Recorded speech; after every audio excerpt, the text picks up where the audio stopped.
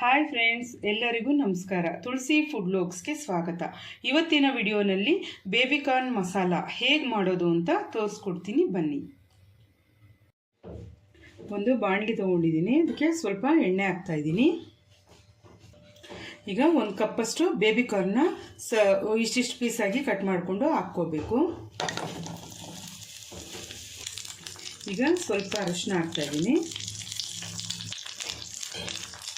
Chilli powder ಒಂದು 1/4 ಸ್ಪೂನಷ್ಟು ಹಾಕ್ತಾಯಿದ್ದೀನಿ. ಇದಕ್ಕಾಗೋಷ್ಟು ಮಾತ್ರ ಸ್ವಲ್ಪ ಉಪ್ಪು ಹಾಕ್ಕೊಳ್ತಾ ಇದ್ದೀನಿ. ಈಗ ಇದನ್ನು ಸ್ವಲ್ಪ ಫ್ರೈ ಮಾಡ್ಕೋಬೇಕು.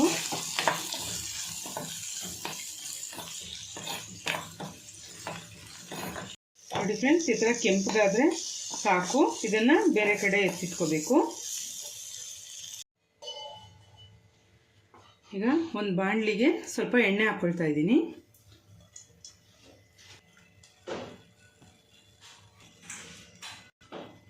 ಎಣ್ಣೆ ಕಾದ್ಮೇಲೆ ಸ್ವಲ್ಪ ಸಾಸಿವೆ ಹಾಕ್ಕೊಳ್ತಾ ಇದ್ದೀನಿ. ಈಗ 4 ಈರುಳ್ಳಿನ ಸಣ್ಣಗೆ ಹೆಚ್ಚಿ ಹಾಕ್ತಾ ಇದ್ದೀನಿ. ಇದನ್ನು ಸ್ವಲ್ಪ ಕೆಂಪಗಾಗೋವರೆಗೂ ಫ್ರೈ ಮಾಡ್ಕೋಬೇಕು. ಈರುಳ್ಳಿ ರೋಸ್ಟ್ ಆದಮೇಲೆ ಶುಂಠಿ ಬೆಳ್ಳುಳ್ಳಿ ಪೇಸ್ಟ್ 1 ಸ್ಪೂನ್ ಹಾಕ್ತಾ ಇದ್ದೀನಿ.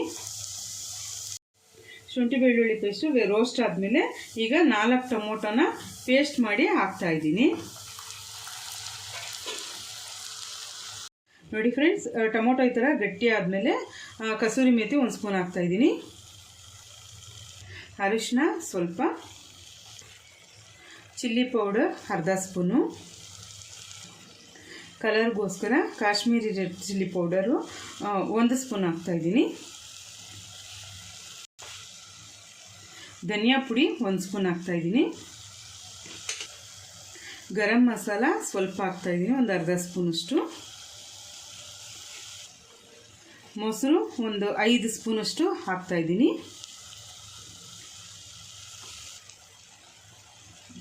ರುಚಿಗೆ ತಕ್ಕಷ್ಟು ಉಪ್ಪು ಹಾಕ್ತಾಯಿದ್ದೀನಿ.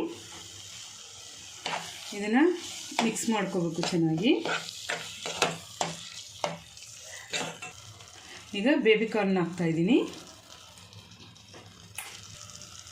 ಇದಕ್ಕೆ ಸ್ವಲ್ಪ ನೀರು ಹಾಕ್ತಾಯಿದ್ದೀನಿ, ಅದು ಬೇಯುವಷ್ಟು.